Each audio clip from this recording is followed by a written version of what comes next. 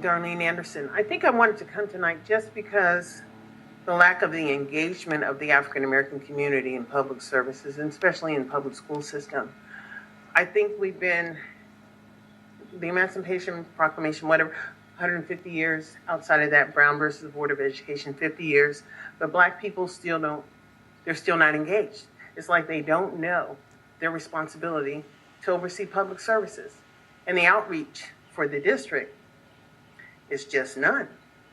Because the few organizations that you do have engaged are attempting to have conversations, just like I've been coming here for 20 years.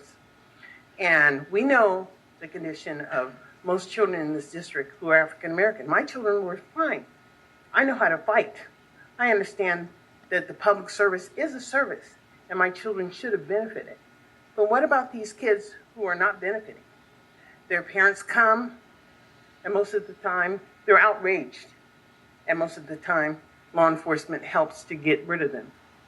And so, you know, the whole thing about engaging in the process, the district has failed miserably.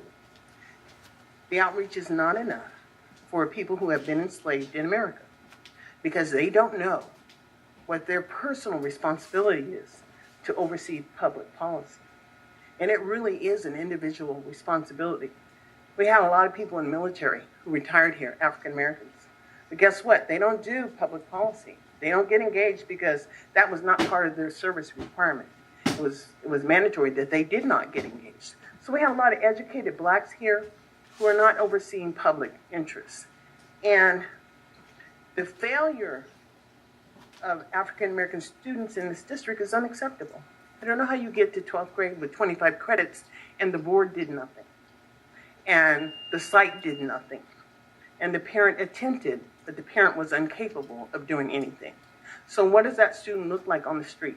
We can't say that we're tired of sex trafficking and we're tired of kids killing each other, taking each other's property, because there's a whole group that we turn a blind eye to. This district has to do more. And I know that Mr. Banda has attempted to reach out to the African American community, but for what Black people don't understand, he can't be responsible for. We have to be responsible for ourselves. And that's how come I'm here, and I come, and I will come as long as I'm here to encourage people to understand that they have a personal responsibility to ensure that the public dollars allocated for their people are benefited. And it's just not enough to partner with one or two agencies, because even the NAACP did a major report about the condition of education in Sacramento. And they had nothing about the LCAP process or nothing about the LCFS. And so how can that major organization not know anything? Please wrap up. Thank you very much. Thank you so much for allowing me to come and vent, so to speak. Always, Darlene. Thank you very much. Appreciate it. David Constancio, followed by Angie Sutherland and Diana Rodriguez.